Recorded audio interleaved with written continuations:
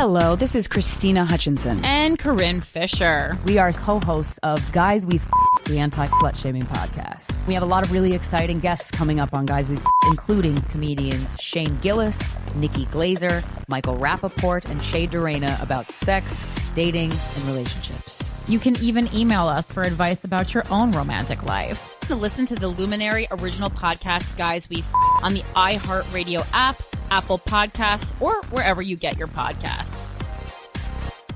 Hi, I'm Vanessa Bayer, and this is my brother, Jonah. And we are so excited to have you hear the latest season of our nostalgia-themed podcast, How Did We Get Weird? Not only do you get to know me and my brother, you get to know the stories that made us the absolutely rad people we are today. Check out our episodes where we've welcomed hilarious guests like our friend Andy Samberg. That's it. That's really it. And Queen Casey Wilson. I really went cart before the horse. I said, I think I have an opportunity to interview Leonardo DiCaprio as a high school student. And you do not want to miss out on our funny segments like Change.dork.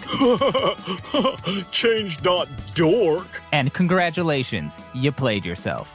Congratulations, you played yourself. Listen to our podcast, How Did We Get Weird, on the iHeartRadio app, Apple Podcasts, or wherever you get your podcasts. Hi, this is Shannon Doherty, host of the new podcast, Let's Be Clear with Shannon Doherty.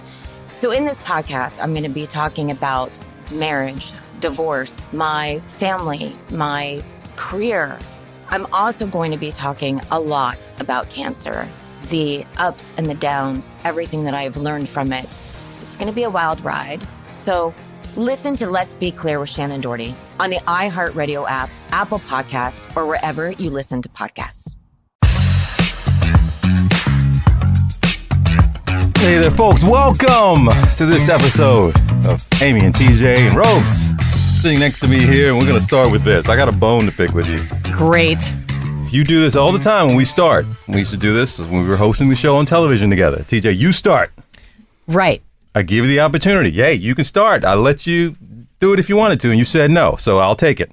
I said I know what I'm good at, and I know what you're good at, and you are significantly better than me at starting. Okay. You know how to just rev it up. All right, so I'm revving it up by taking, I have a beef to pick with you. Okay. I have a really big problem with how sometimes you talk about your health. Okay. And what I say to that is, as we sit here, you are how far, as a breast cancer survivor, past the date of when you were recommended by your doctor to have blood work done? You came in hot. You said I'm better at starting. How's that for a start? Well, I also said you know how to rev it up or stir it up, and you certainly are doing that. Tell me. So the last time I had blood work done was August of 2022. And it's been weighing on me because I know up until that point, I was getting blood work every 6 months, as was recommended by my oncologist.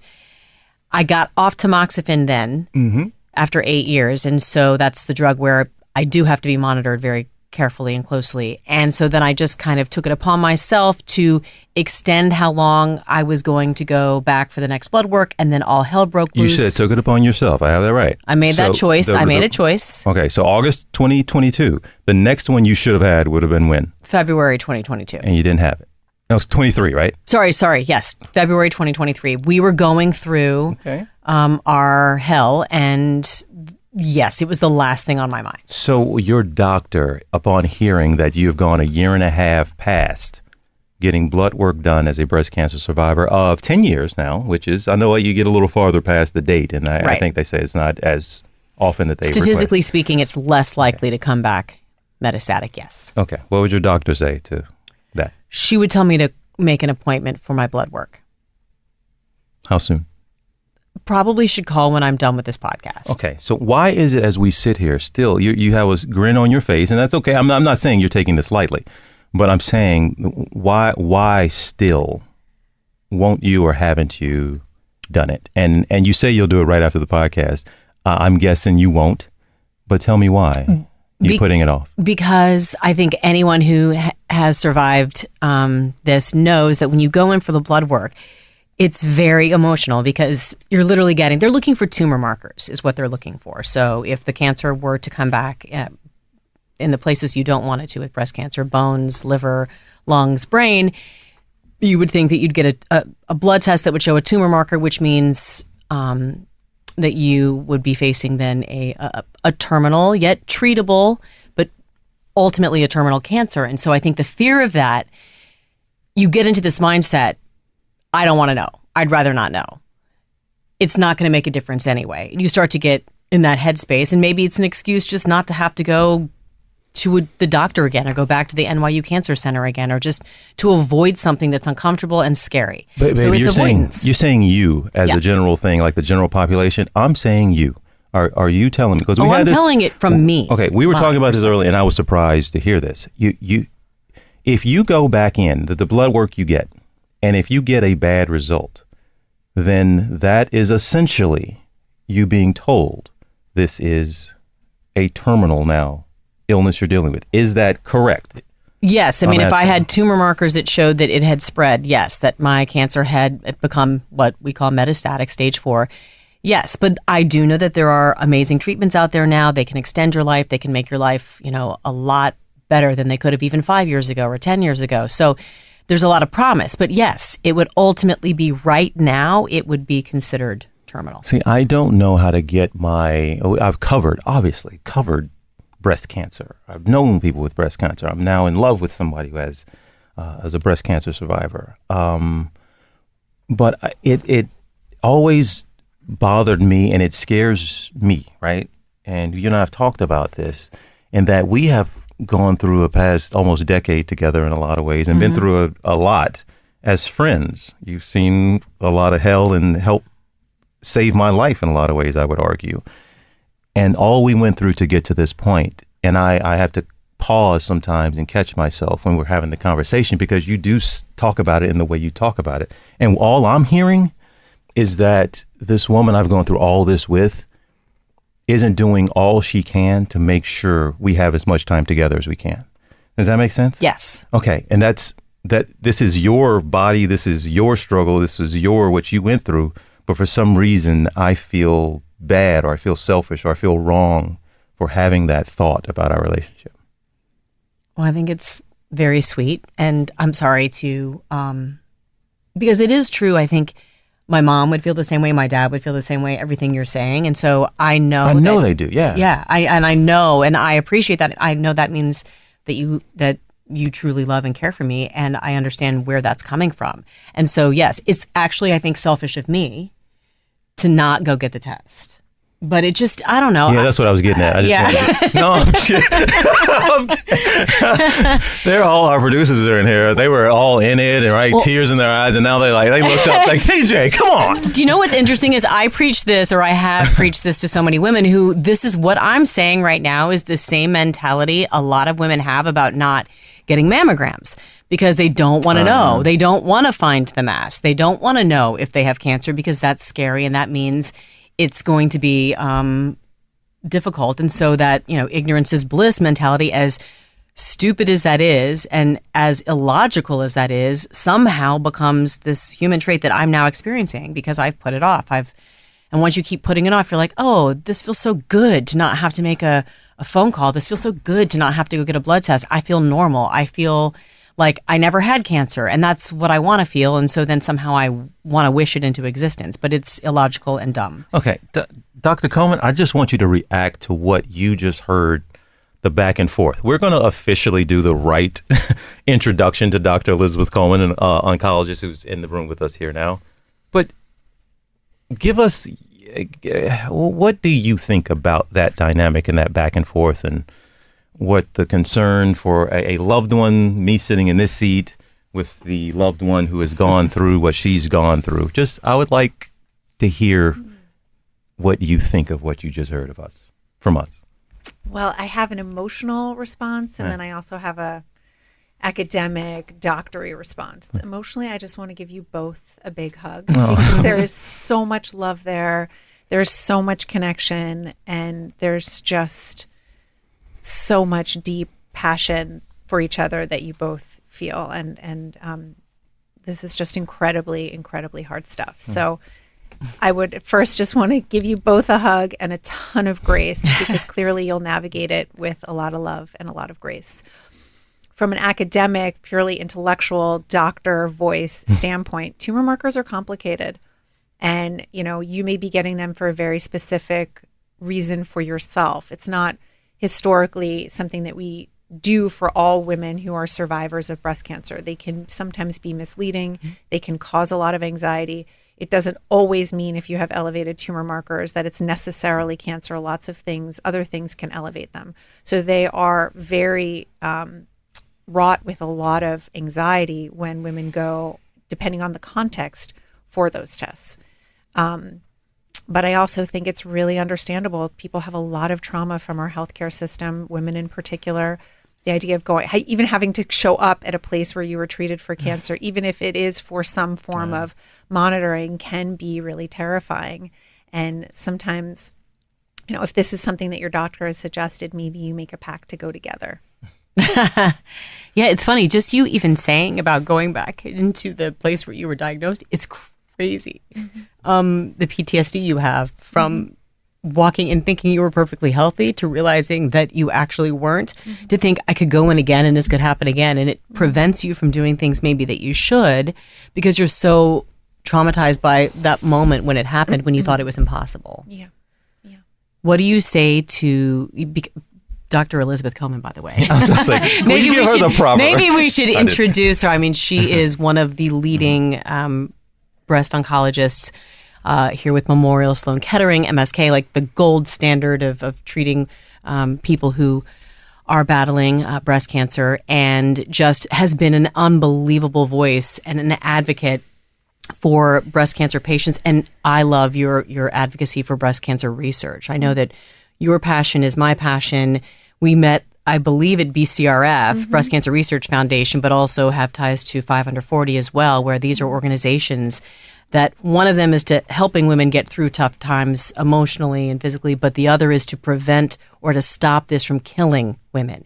So I know you've done so much work looking for that blood test that actually would let a woman know at an early stage that she had breast cancer instead of a mammogram. So you are an amazing physician that you've saved countless lives, but now you've written a book which goes beyond breast cancer. It goes beyond cancer, and it talks about women's health altogether, and it's all in her head. We've all heard that, right? And this is something to me that spoke to, I think, any woman who's ever gone into a doctor's office or had an issue and second-guessed herself.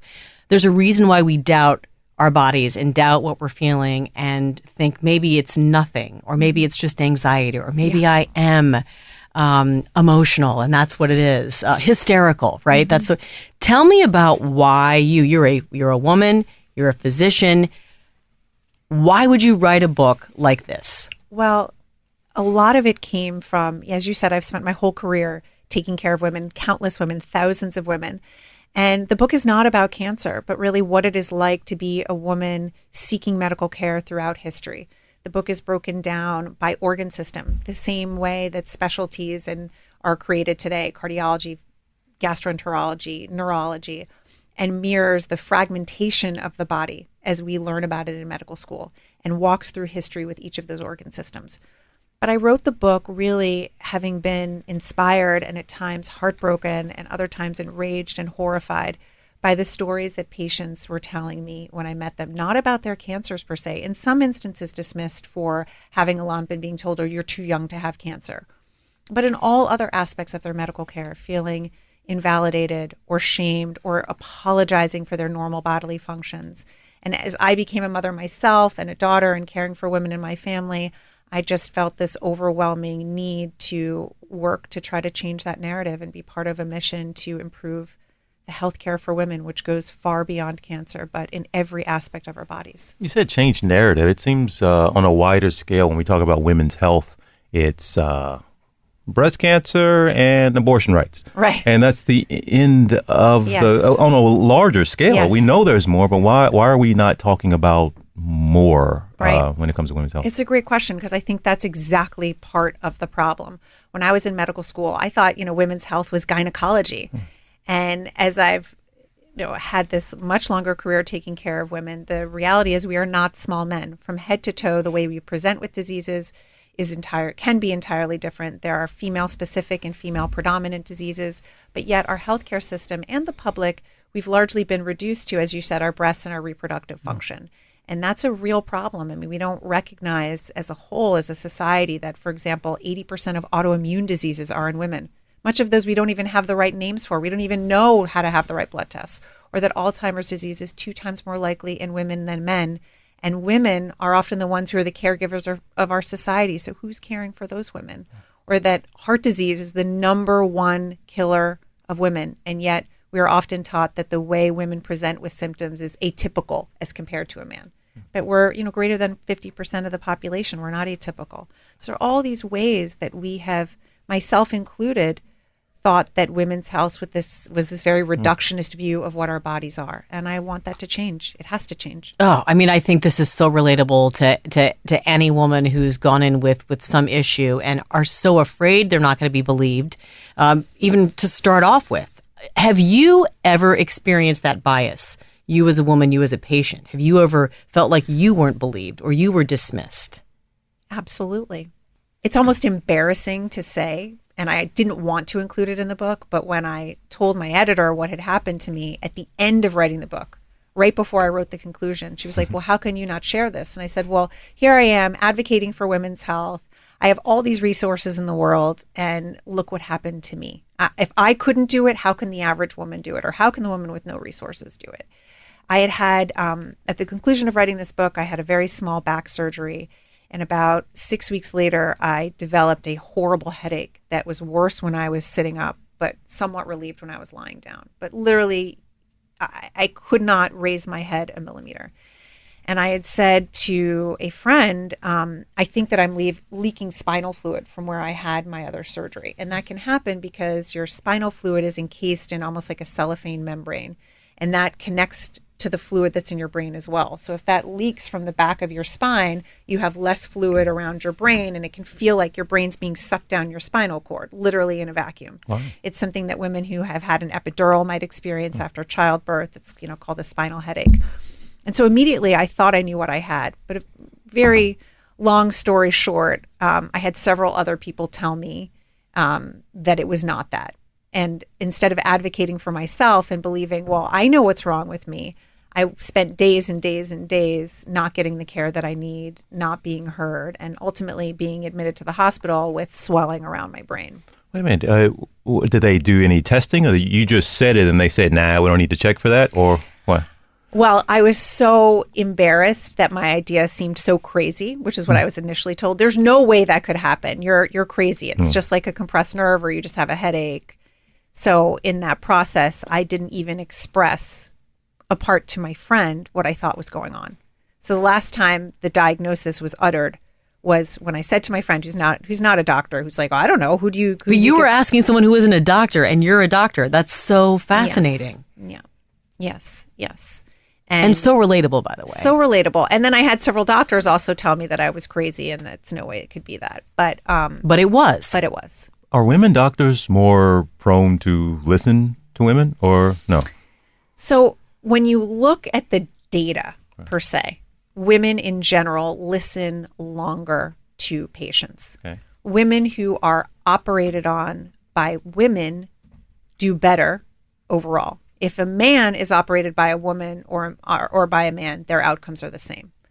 Now, wow. Yeah. Oh, wow. So that's the data. Oh, wow. That's not to say uniformly that's the case. There are amazing male physicians who do a beautiful job of listening and are empathic, and then there are female physicians that are not, right? We can't just split this along gendered and sex lines. Okay, but generally, if you're a woman, you're in better hands with a woman doctor.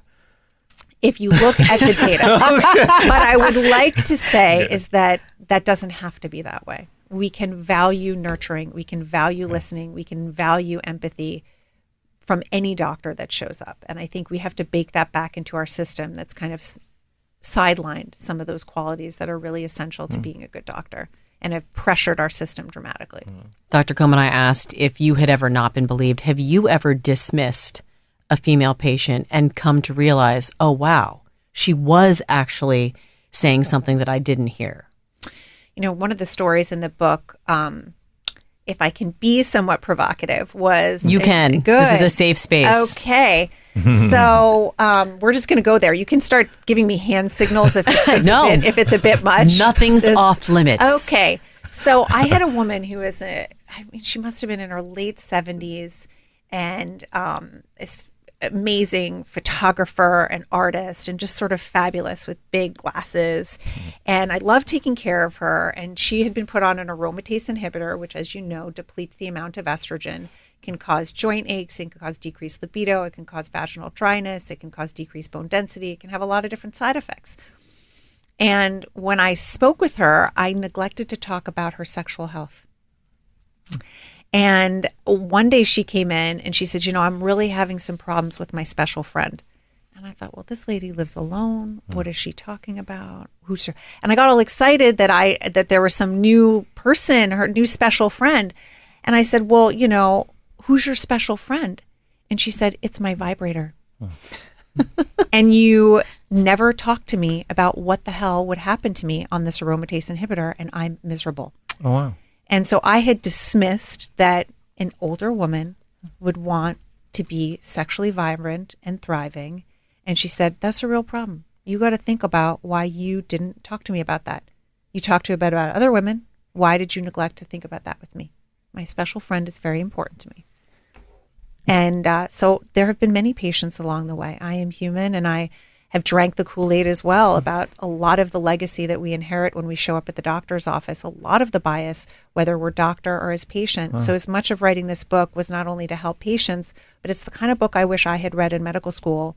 And I not perfectly, but I have to humbly own what has happened to me along the way and what I have learned. I've never heard it put that way, to where it snaps and I get it in a better way, in that you're talking about a woman and a vibrator, right? But you had a bias against this woman based on her age. Yeah. There are so many other women that walk in biased based on their education level, that a doctor will look and, you're not college educated, so I don't have, or this is because of race. Is that what we're talking about? The same thing, that example, but that is the way that someone could get less health care or not get the type of quality care they deserve because a doctor like you, and I'm not getting on to you, but to that point, just makes a simple conclusion based on age, race, or whatever it may be. And I think it's not always intentional. We show up with the good intentions, but part of writing this book was to unpack, again, this legacy that we may not even be aware of that we inherited. The book walks through history, and there are extraordinary examples going back to the Greeks, to the Middle Ages, to the 19th century that will blow your mind. I guarantee you that medical history can be fascinating and engrossing.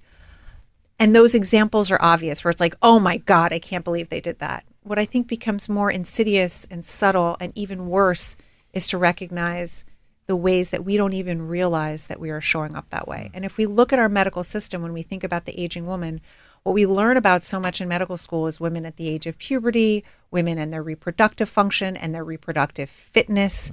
But that woman who goes through menopause is less tended to in our medical system. That aging woman who may have cognitive decline is less tended to in our medical system.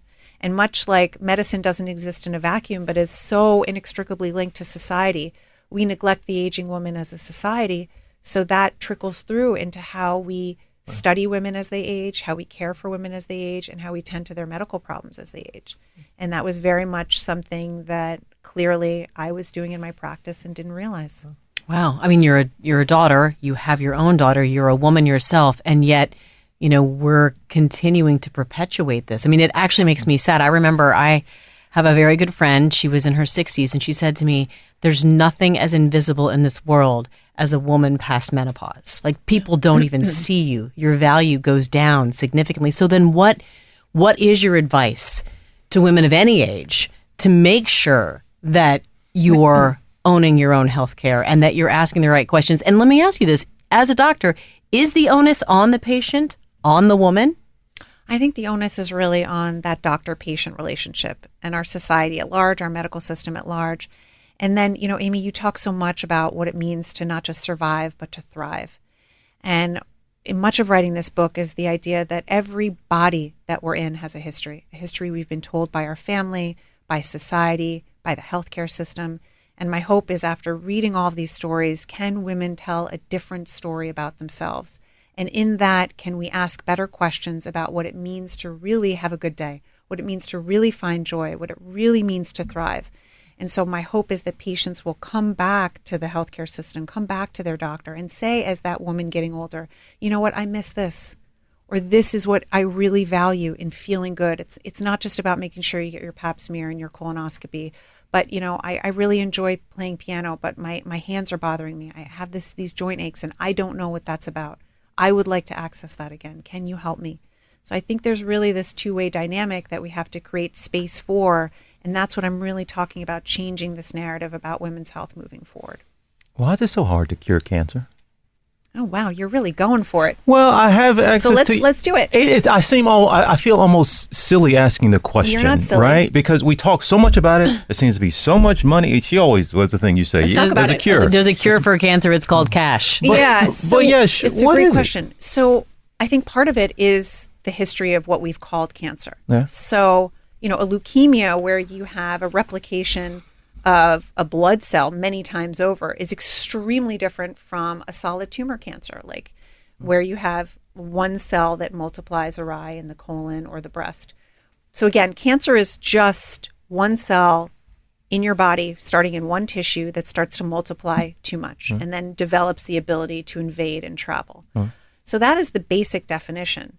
But when we talk about curing cancer, a blood cancer is so wildly different than a breast cancer, so wildly different than a lung cancer. But yet we've created this, like, how are we going to cure all of cancer? And I think it's the reason why it's so complicated is because we've used this one name for a very, very, it's like saying, how are we going to cure an infection, right? But a skin infection is totally different from a pneumonia. And so we have these very, very complicated diseases that are not only very unique biologically, just in a petri dish, but then again, we have to think about the host that they live in. You can have the same biological cancer, the same diagnosis in two different women, but how they do and how that interacts with their whole body and how they experience illness is entirely different. So it's a very, very, very complicated web that, you have so many people dedicated to working on. Do you think that there will be a cure to metastatic cancer in your lifetime? I hope so. I mean, I say, do you believe that? I believe it. I mean, I am desperate to be out of a job in that way. I think we both know the trauma that really far too many women suffer from and have endured, and it is unacceptable. I think much like people can live with a chronic disease like diabetes or heart disease, I think that is a very reasonable, that we're already doing that. Can we make it all go away? I certainly hope so, but I'm not sure. Do you know what you said? I'd be happy to be out of a job. And this floored me when I started going through this, how many people out there do believe that there is a conspiracy within the healthcare community to make sure that cancer isn't cured, because a lot of people, doctors, pharmaceutical companies would be put out of business. Yeah. What do you say to that? Because I know you've heard that before too.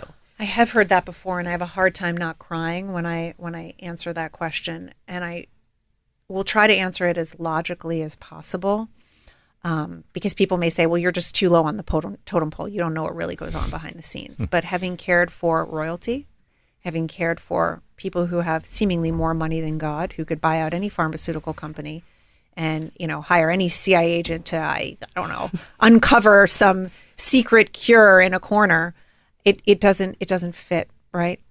People with all the power in the world have died from cancer. People with all the love and power and money who would do anything possible and could have still lost loved ones to cancer. People at pharmaceutical companies have died of cancer with all of their power and insight into how everything works. It's understandable because it's a horrible, horrible disease. And also there's a lot of mistrust, understandably, in our healthcare system. How could this possibly be? How have you not figured it out yet? But yet there have been incredible advances from academics, from pharmaceutical companies, from government institutions that have really allowed cancer to look incredibly different than what it used to when I first started out, whether it's immunotherapy, whether it's women living for years and years and years with metastatic disease, whether it's some women who are getting treatment for metastatic disease and I can't see their cancer on their PET scan anymore. We have made tremendous advances, and I hope we'll continue to do so. And I am sympathetic to this conspiracy theory because it is scary. And how could this possibly be so hard? but it is. Was it a king, a queen, a duke, a prince? You Going said back to the careful royals. royalty. Nobody else skipped over that, I don't think. You're just going to slide that in there? I think any doctor that brags about who they care for is a problem, right? Okay. We don't need to hitch our star to anybody. She's going to hit me with that. But I think that I say it to say that, whether it's high-ranking political leaders, royalty, people with gabillions of dollars, I don't even know how much,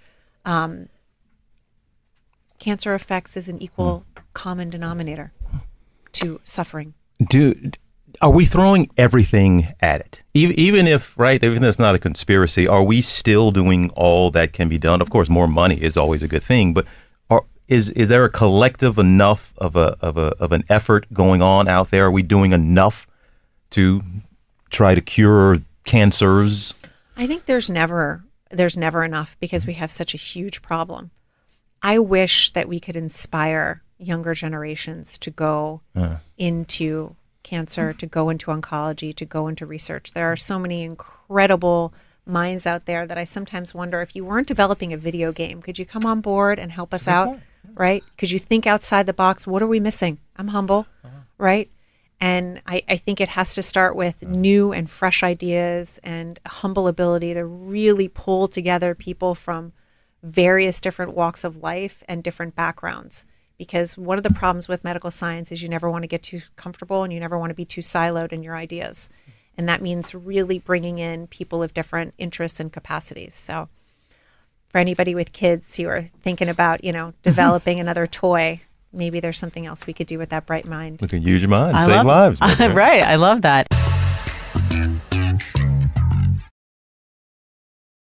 Hello, this is Christina Hutchinson. And Corinne Fisher. We are stand-up comedians and co-hosts of the legendary Guys We the Anti-Slut Shaming Podcast. This podcast is the template for every sex, dating, and relationship show you have heard. We have the uncomfortable conversations that you don't want to have, or you've never had, or you're going to want to be a fly on the wall for. So why aren't you checking it out? And we have a lot of really exciting guests coming up on Guys, including comedians Shane Gillis, Nikki Glaser, Michael Rappaport, and Shay Durena about sex, dating, and relationships. You can even email us for advice about your own romantic life. Do it, I dare you. Listen to the Luminary original podcast, Guys We on the iHeartRadio app, Apple Podcasts, or wherever you get your podcasts.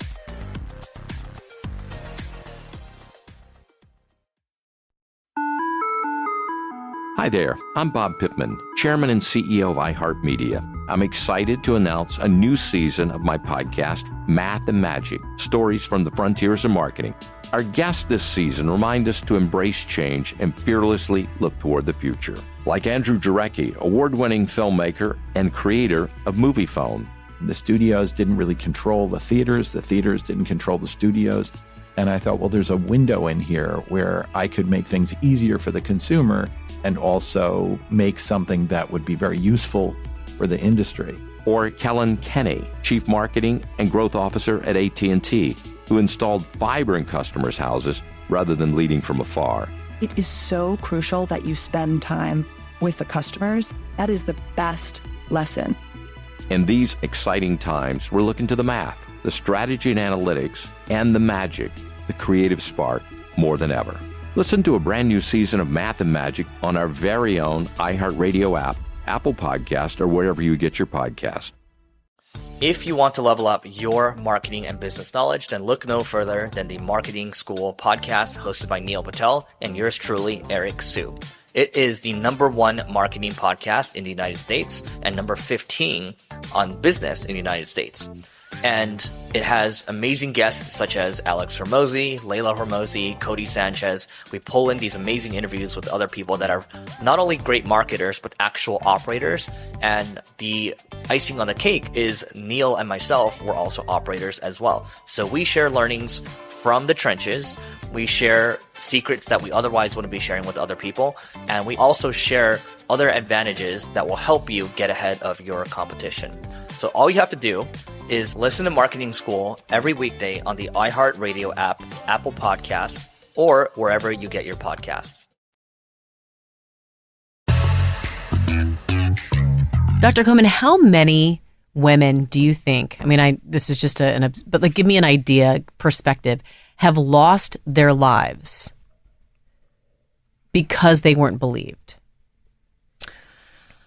I don't have numbers on that. I think there's two different ways that I think about that. There's losing their life, meaning being alive, but being miserable.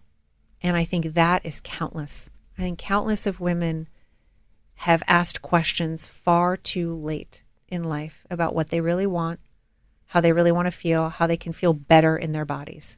So that number is countless. In terms of medical error and people feeling invalidated, that's complicated.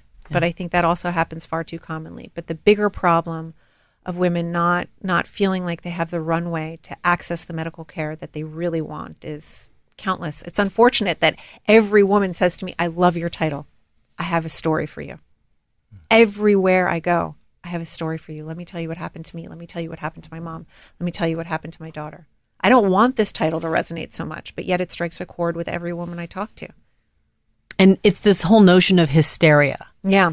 Talk a little bit about if you're a woman and you're saying you're in pain, and maybe there isn't a test to say, this autoimmune disease, that's what you're suffering from. I know people, and so many women talk about chronic fatigue, chronic pain, kind of not even being able to describe it coming and going, and being too embarrassed to have someone look at you skeptically or tell you it's all in your head. They just live with it.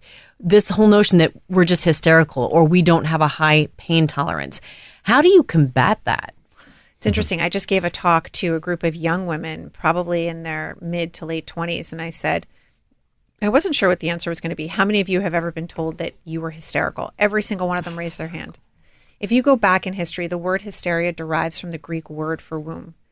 And Hippocrates and, where we say the Hippocratic Oath, had all these treaties, and there were other doctors that aligned with him, that basically said the wandering womb is the source of all women's ills. And over a course of time, obviously, we learned that actually it's tethered in place. It's not that we have to put certain smells next to our nose and other smells next to our vagina to reposition the uterus, but that was what they thought we should do. Throughout history, this specter of the ghost of the hysterical woman lingers on till today. Whether it was also our ovaries that made us crazy, or even worse, you're bathed in estrogen, and that's just every cell of your body is completely screwed because we're so hormonal. This has infiltrated every aspect of our medical care and what we study and what we understand. It wasn't until the 1980s that it was even removed as a medical diagnosis. Hysteria was a medical diagnosis. Absolutely. Hysterical. Until when? Yeah, 1980s. Oh, wow. Well, I just got chills. What? Yeah. What? Yeah. That was an actual diagnosis that you could be diagnosed with. But yet it gets translated in different ways. And there's also the other component of that women somehow endure suffering and that we are meant to endure. And perhaps that even goes back to original sin and Adam and Eve. We can dissect that. But whether it's women in pain or women from fatigue or any sort of ailment, there is throughout history this thread of we are just suffering too much. And in part, it's because in recent years, in the last 150 years, our medical system was created, and I'm not bashing men, but it was created not by women and not by listening to women. And so if you have female predominant diseases, how were those men supposed to understand them unless they really took the time to listen to women? And a lot of what I'm trying to change now is we have to reconfigure this narrative of how we listen to women to better understand their symptoms. To not just say, oh, you're tired because, you're a new mom. Your joint aches because you didn't sleep well. Have a glass of wine and relax. It's just, or maybe it's that time of the month. Well, but what do you do with that? Because sometimes it's a badge of honor for women. We'll say all the time what they can take, what they can endure, and how their pain tolerance even higher. You've been very arrogant about that at times. With me having the same illness or whatever. We call it man flu, right? Yes, that thing. But really, that is very pervasive in our society. That sometimes even women take that as a badge of honor, and you're saying you should not. No, I think that women also apologize. They apologize for their pain. They apologize for needing to take care of themselves. They apologize for having to call out sick when they're, got a fever or 104. I think we need to have pacts with each other to stop apologizing, to say, you don't need to be in this much pain. Let me help you. And that takes a village, because sometimes it's hard for women to do that by themselves. Yeah, you write about, and this one really struck me, about some of the patients who've apologized to you and why they were apologizing to you. Yeah. So the opening of the book is a woman who apologizes to me on her deathbed for sweating. Not the first nor the last woman to apologize. Every day in my clinic, women apologize to me for basic functions, whether it's I forgot to shave the hair under my armpit, or I'm having a hot flash, I'm so sorry. You just gave me really scary news about my PET scan. I'm sorry now that you're examining me that I'm sweating. Why is that? It's unacceptable. And it really holds women back from actually having the space and the comfort to access what's really scaring them, as opposed to apologizing to the authority in front of them. So wild.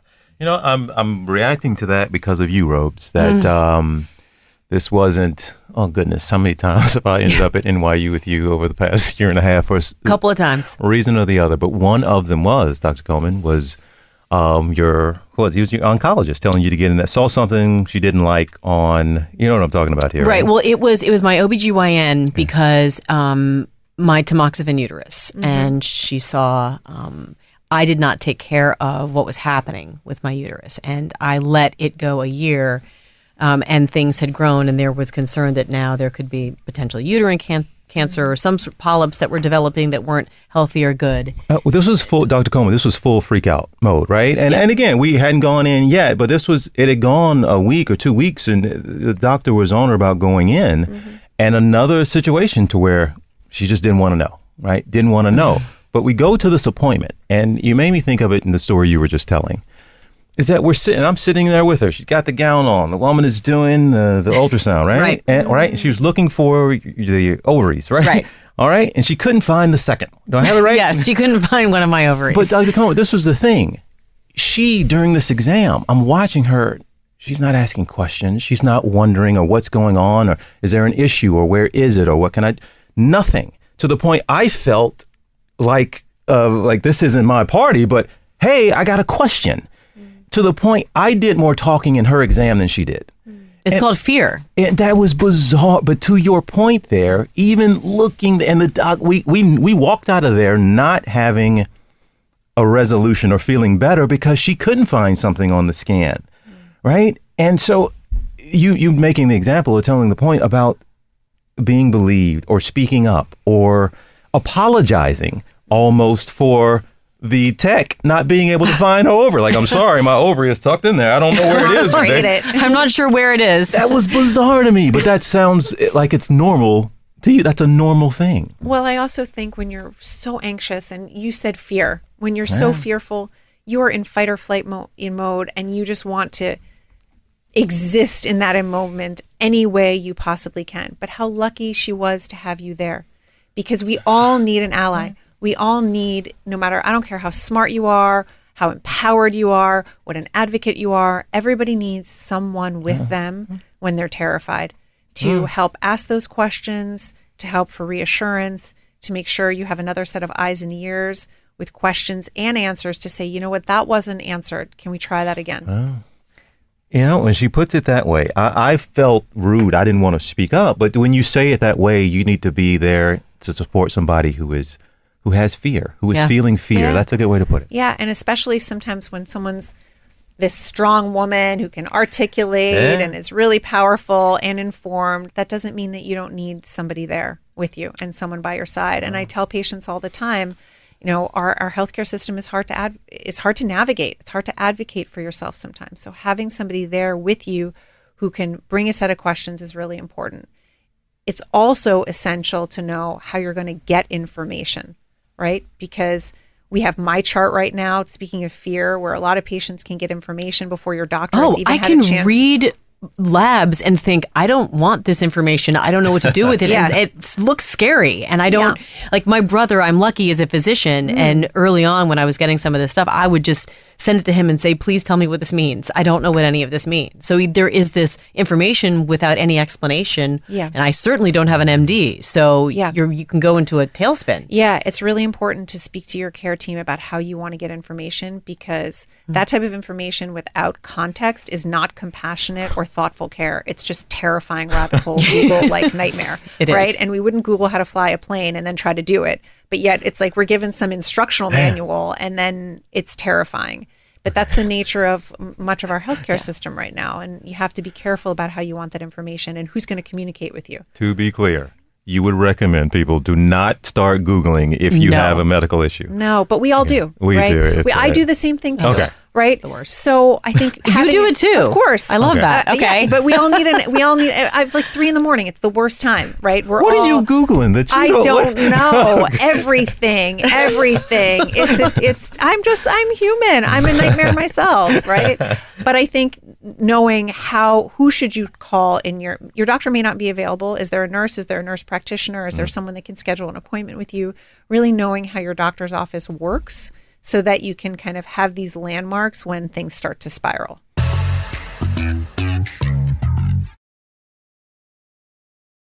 Hello, this is Christina Hutchinson. And Corinne Fisher. We are stand-up comedians and co-hosts of the legendary Guys We the Anti-Slut Shaming Podcast. This podcast is the template for every sex, dating, and relationship show you have heard. We have the uncomfortable conversations that you don't want to have, or you've never had, or you're going to want to be a fly on the wall for. So why aren't you checking it out? And we have a lot of really exciting guests coming up on Guys, including comedians Shane Gillis, Nikki Glaser, Michael Rappaport, and Shay Durena about sex, dating, and relationships. You can even email us for advice about your own romantic life. Do it, I dare you. Listen to the Luminary original podcast, Guys We on the iHeartRadio app, Apple Podcasts, or wherever you get your podcasts.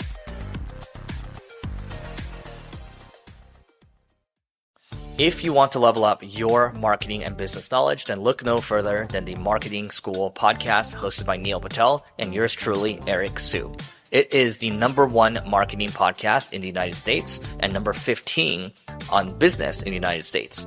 And it has amazing guests such as Alex Hormozi, Layla Hormozi, Cody Sanchez. We pull in these amazing interviews with other people that are not only great marketers, but actual operators. And the icing on the cake is Neil and myself were also operators as well. So we share learnings from the trenches. We share secrets that we otherwise wouldn't be sharing with other people. And we also share other advantages that will help you get ahead of your competition. So all you have to do is listen to Marketing School every weekday on the iHeartRadio app, Apple Podcasts, or wherever you get your podcasts. Hi there, I'm Bob Pittman, Chairman and CEO of iHeartMedia. I'm excited to announce a new season of my podcast, Math and Magic, Stories from the Frontiers of Marketing. Our guests this season remind us to embrace change and fearlessly look toward the future. Like Andrew Jarecki, award-winning filmmaker and creator of MoviePhone. The studios didn't really control the theaters didn't control the studios. And I thought, well, there's a window in here where I could make things easier for the consumer and also make something that would be very useful for the industry. Or Kellen Kenny, Chief Marketing and Growth Officer at AT&T, who installed fiber in customers' houses rather than leading from afar. It is so crucial that you spend time with the customers. That is the best lesson.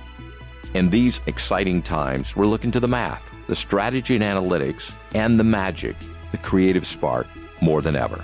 Listen to a brand new season of Math and Magic on our very own iHeartRadio app, Apple Podcast, or wherever you get your podcast. I also love something that you wrote about in this book because my brother gave me permission to do this. And I say permission because it is one of those weird things.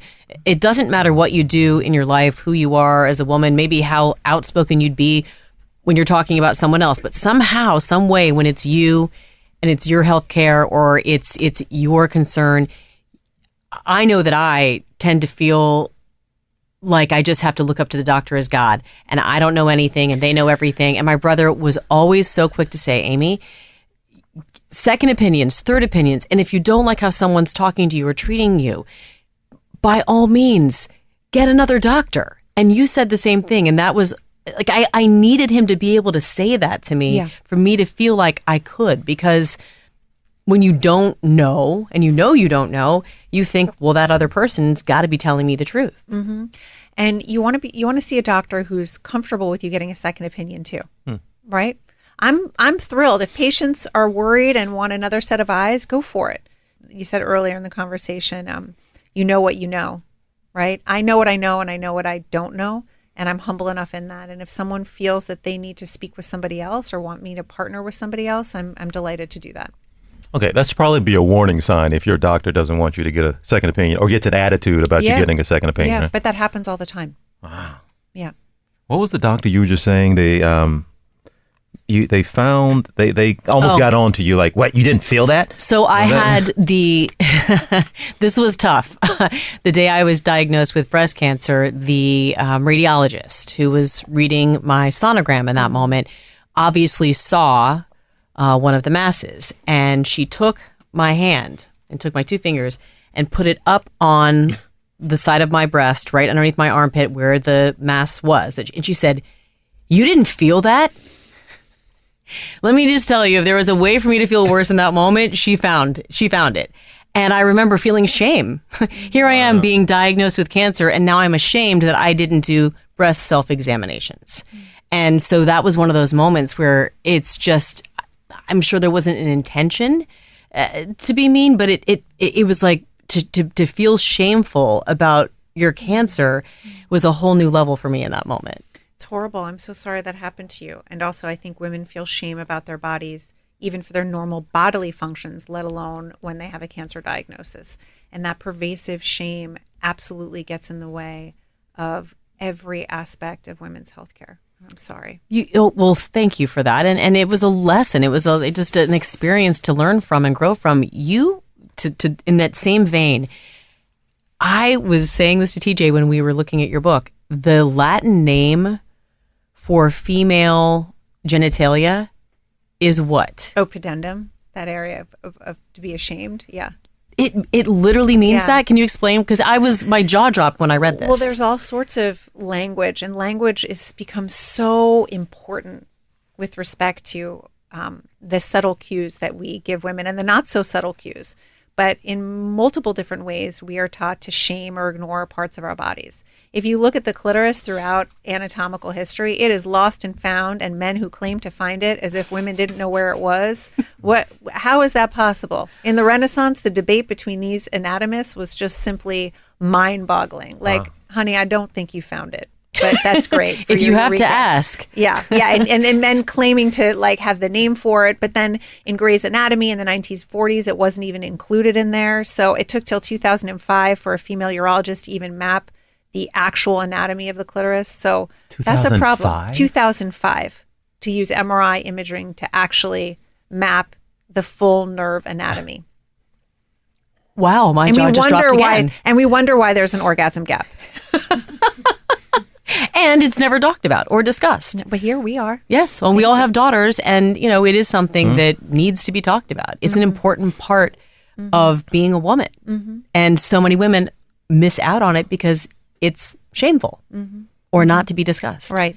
Well, one of the themes throughout the book is how much woven into medical history and medical discovery and medical care for women, the fear of women's sexual desire and or the need to control it infiltrated every aspect of medicine, whether you could ride a bike or not, whether your scoliosis was caused from somehow masturbation, whether your asthma was to blame for some sort of sexual habit.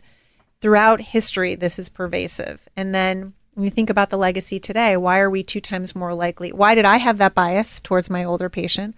Why are we 2 times more likely to ask men about sexual side effects from a chemotherapy agent or cancer-targeted therapy than we are men?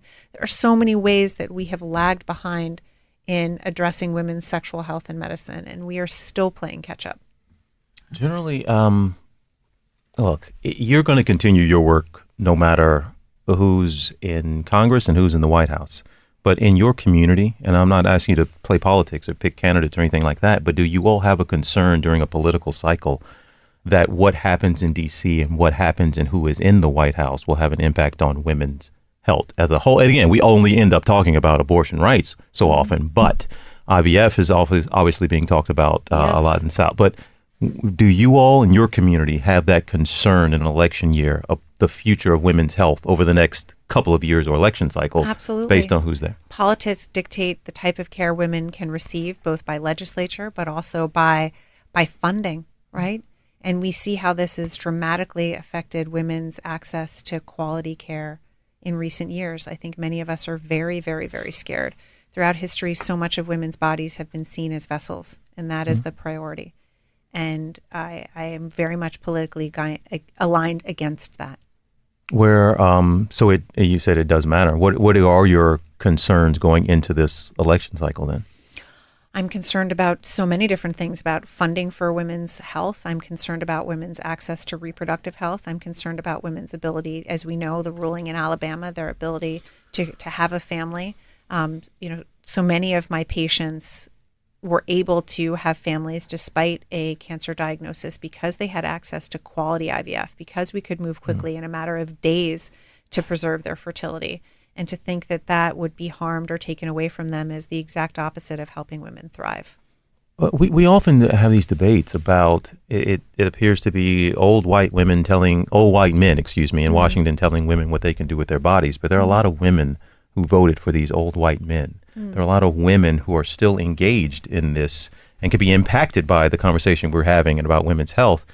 How do we, or you all, I guess it's up to all of us, but where do you see the conversation happening with women and mobilizing women more so as almost, not a one issue group, obviously, but to vote more for their own health?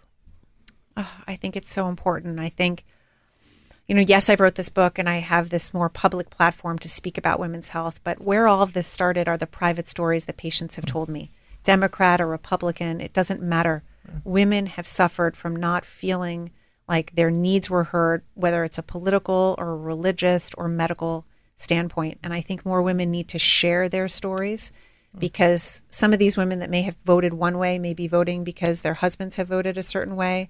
They don't feel like they have as much agency. They feel like they have to align with people in their community, but then in very private settings say, I'm terrified. I voted this way, but I'm terrified. I'm terrified for myself and I'm terrified for my daughter. And the more we can have at least alliances about what we're really feeling and what we're really afraid of, then perhaps when we go into that private voting booth, we can have our own mindset. That was so well said, because until something happens to you or to someone you love, you think one way, but then when you don't share your stories and you don't share your experiences, I'm a huge advocate in the power of one voice. I love that final bit of advice for women to share their stories, to speak up, to have an advocate. Even those of us who want to feel like we're strong, and I loved having Amy, you. Always okay. Amy, TJ makes fun of me. He says, I'm like, Amy, always okay. Amy, always okay. I don't want, who wants to be weak? Who wants to be physically or emotionally weak in any way? But it's when we let our guards down and we actually are open and vulnerable.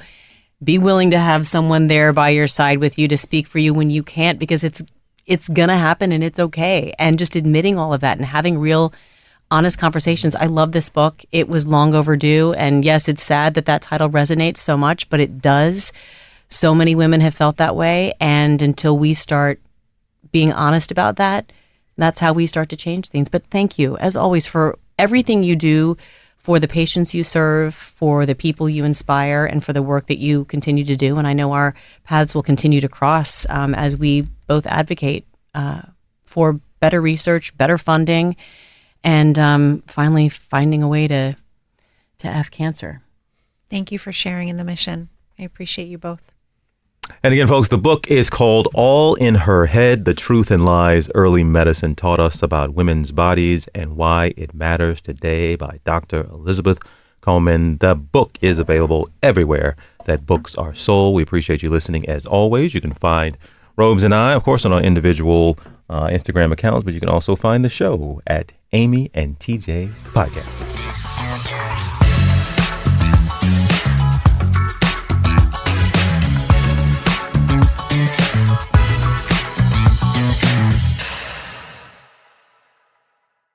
Hello, this is Christina Hutchinson. And Corinne Fisher. We are co-hosts of Guys We the Anti-Slut Shaming Podcast. We have a lot of really exciting guests coming up on Guys We including comedians Shane Gillis, Nikki Glaser, Michael Rappaport, and Shay Durena about sex, dating, and relationships. You can even email us for advice about your own romantic life. Listen to the Luminary original podcast, Guys We on the iHeartRadio app, Apple Podcasts, or wherever you get your podcasts. Hi, I'm Vanessa Bayer, and this is my brother, Jonah. And we are so excited to have you hear the latest season of our nostalgia-themed podcast, How Did We Get Weird? Not only do you get to know me and my brother, you get to know the stories that made us the absolutely rad people we are today. Check out our episodes where we've welcomed hilarious guests like our friend Andy Samberg. That's it. That's really it. And Queen Casey Wilson. I really went cart before the horse. I said, I think I have an opportunity to interview Leonardo DiCaprio. As a high school student. And you do not want to miss out on our funny segments like Change.dork. Change.dork. And congratulations, you played yourself. Congratulations, you played yourself. Listen to our podcast, How Did We Get Weird, on the iHeartRadio app, Apple Podcasts, or wherever you get your podcasts. Hi, this is Shannon Doherty, host of the new podcast, Let's Be Clear with Shannon Doherty. So in this podcast, I'm going to be talking about marriage, divorce, my family, my career.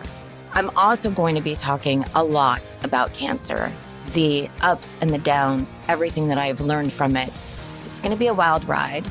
So listen to Let's Be Clear with Shannon Doherty on the iHeartRadio app, Apple Podcasts, or wherever you listen to podcasts.